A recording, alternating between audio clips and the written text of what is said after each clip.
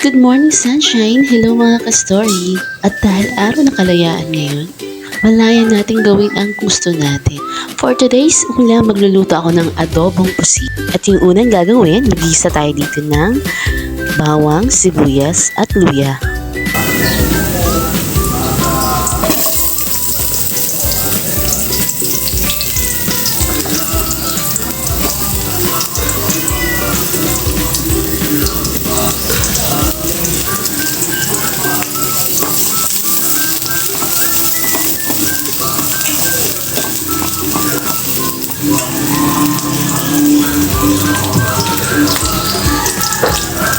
At ito na nga pala yung mga na-slice na pusit. So, naglagay ako dyan ng dahon ng laurel.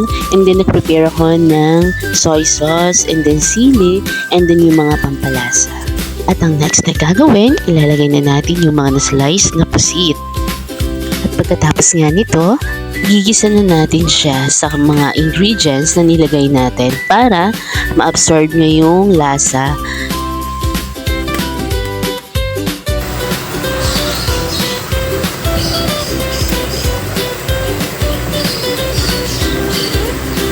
Yan lumigay ng spaghetti.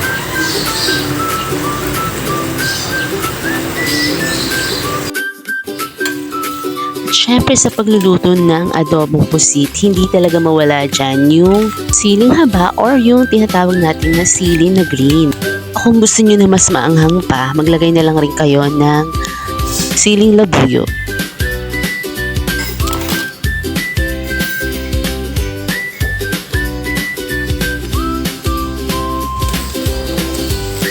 At pagkatapos na ganyan, naglagay na ako ng magic na sangkap. Ito talaga yung magbabalance ng mga niluluto natin.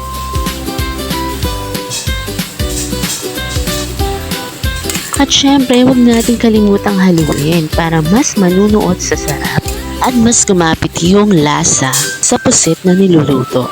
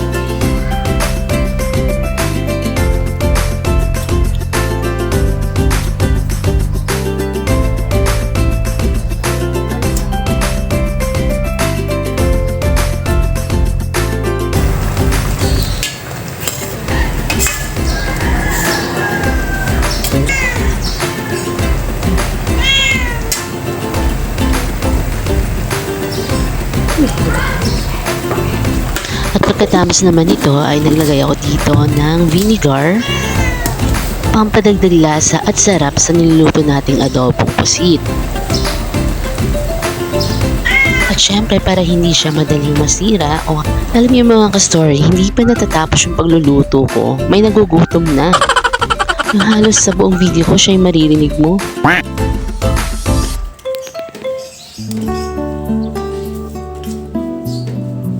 Hey guys, good morning. Pumunta nga pala ako dito sa 4th floor. Ayan po yung mga inayos kong mga halaman. Tapos nagtatanim din ako ng gulay. Ayan o. Malaki na yung kangkong. Bubuksan na natin.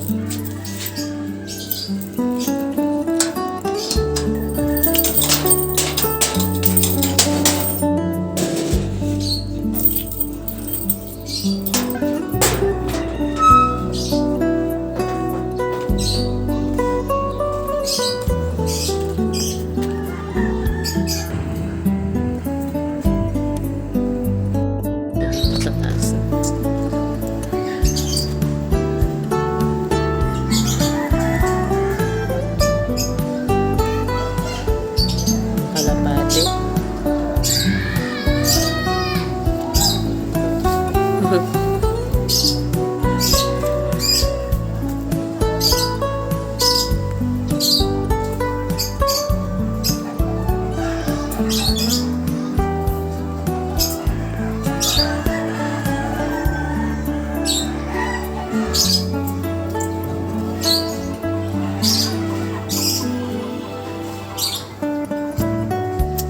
Good morning.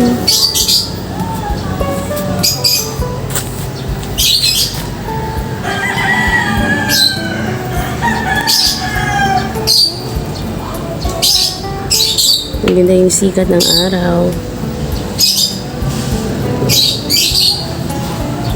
So, yan yung pusa.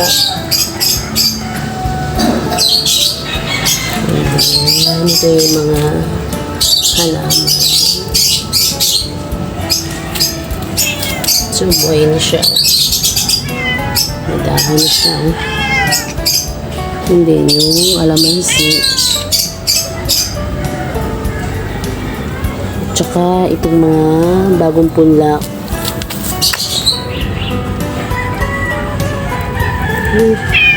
Huwag ka dyan. May mga bagong punla ako dyan. So, ayan. Ayan.